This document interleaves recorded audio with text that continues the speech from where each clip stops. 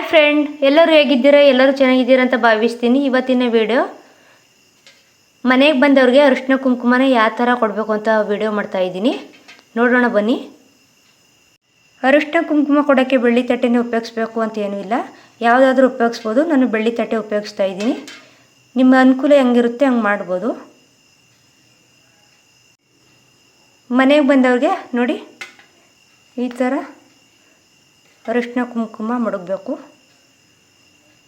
ಜೊತೆಗೆ ಅಕ್ಷತೆ, ಒಂದು ಕಾಯಿ ಕೊಡ್ತಾ ಇದ್ದೀನಿ.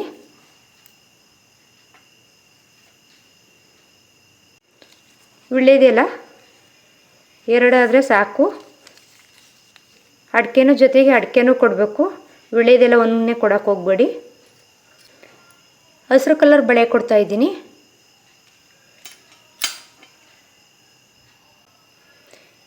ಎರಡು ಬಾಳೆಹಣ್ಣು ಆದರೆ ಸಾಕು, ಒಂಟಿ ಬಾಳೆಹಣ್ಣು ಕೊಡೋಕೆ ಹೋಗಬೇಡಿ. ಜೊತೆಗೆ ಹೂವು ಮಡಗ್ತಾ ಇದ್ದೀನಿ.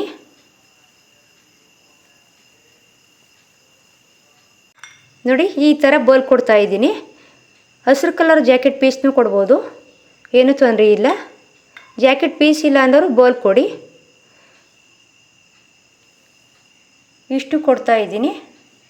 ನಿಮಗೆ ಈ ವಿಡಿಯೋ ಇಷ್ಟ ಆಯಿತು ಅಂದರೆ ಲೈಕ್ ಮಾಡಿ, ಶೇರ್ ಮಾಡಿ, ಕಮೆಂಟ್ ಬಾಕ್ಸಲ್ಲಿ ಕಮೆಂಟ್ ಮಾಡಿ, ಸಬ್ಸ್ಕ್ರೈಬ್ ಮಾಡ್ಕೊಳ್ಳಿ. ಮತ್ತೊಂದು ವಿಡಿಯೋದಲ್ಲಿ ಸಿಗ್ತೀನಿ.